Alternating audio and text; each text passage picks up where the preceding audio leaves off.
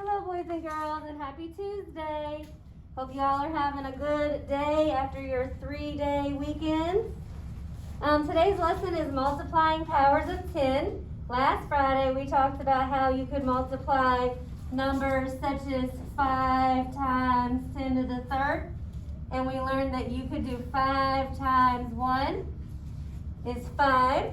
And then you have 3 zeros, 1, 2, 3, to make it 5,000. So if you've mastered that, give yourself a happy face. And today we're going to move on to our 5th grade standard, which is dealing more with powers of 10 and decimals. So go ahead and everybody write this in your interactive notebook. We're doing multiplying powers of 10 and decimals. And we're going to look at a decimal.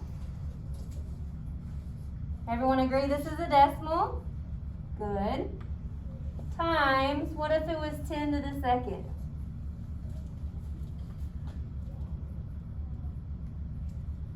Well, first of all, boys and girls, what we're going to look at is this right here. Are we multiplying or dividing? We're multiplying, that's right. So is our number going to get larger or is it going to get smaller? Well, if we multiply, our number is going to get larger. So I'm just going to make a note of that. Number's going to get larger if I multiply. So we need to check our final answer for reasonableness. So if this were money, I would have $5.12. So my end result should have more than $5. Boys and girls, if you ended up with less than $5, then something has gone wrong. All right. The way that we did this before was by putting zeros at the end, agree? So let's try that and see if it works.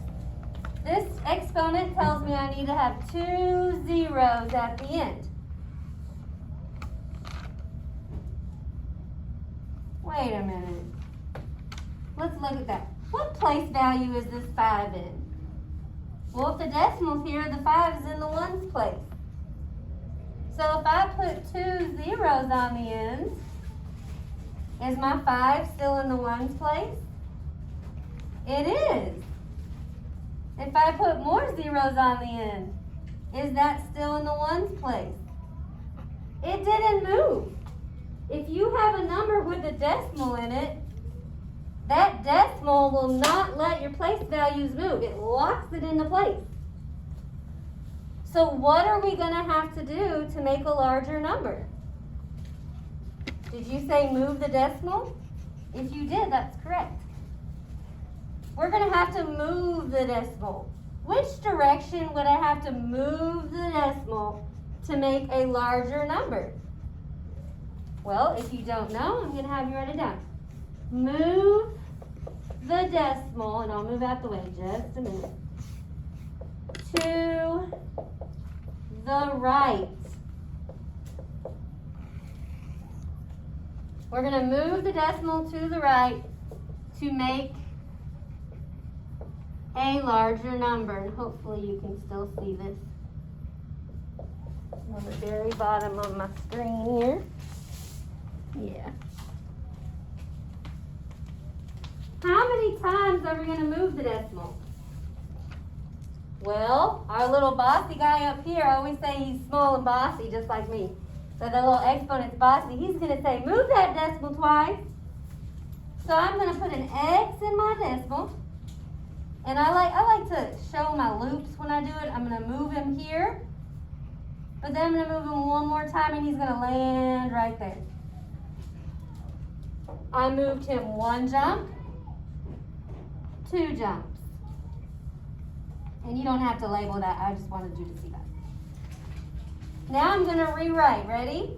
5. That decimal's X'd out, so I don't need to write that. It's done. X'd out means I took it away. I don't have a decimal there. I have 1. And then I have 2. Where is my decimal? It's at the end. How I say this number? 512. Do I need that decimal on the end? I do not need that decimal on the end. If there are no numbers on the other side of my decimal, I always tell students he can fall off. Ah! He's gone. You don't need that decimal. So your final answer is 512. Okay, I'm going to do one more with you, and then you're going to go ahead, and you probably already tried your independent practice because I am uploaded this video a little bit differently than the videos inside the PowerPoint. I'm just going to add this as a link as extra notes. So let's look at one more. Okay, students, go ahead and write that down.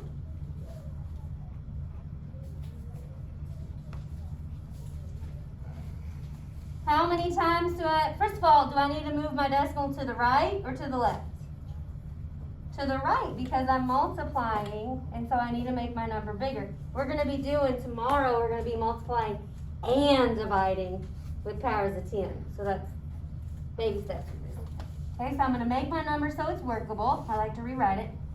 And I'm going to move it to the right how many times? 3. So I'm going to exit this out.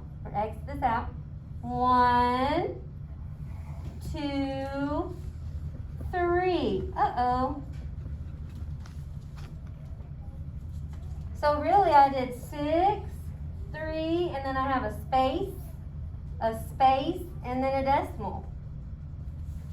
What should I do? What do I need to do? I can't have these spaces. Do I just move the decimal back over here? No. Because if I did that, then when I went to check it, I only jumped once. So what you're going to have to do is you're going to have to fill in those spaces, or I like to call them egg cartons. Fill in some eggs in the egg carton.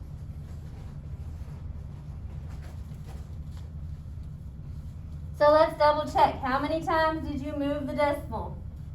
It was here. Where did it end up? 1, 2, 3. Is that 10 to the third? Yes. Is that decimal on the end? Yes. So I actually don't even need it anymore. All right, boys and girls, I hope this helped. Tomorrow we're going to be dividing decimals, so guess which direction we're going to move it to? If you said to the left, you're right. So this isn't hard, but we do have to be very careful when we are doing our powers of 10. And you do have to remember there's a difference in doing powers of 10 as a whole number and powers of 10 as a decimal. All right, good luck on all your work today, and I will talk to you soon.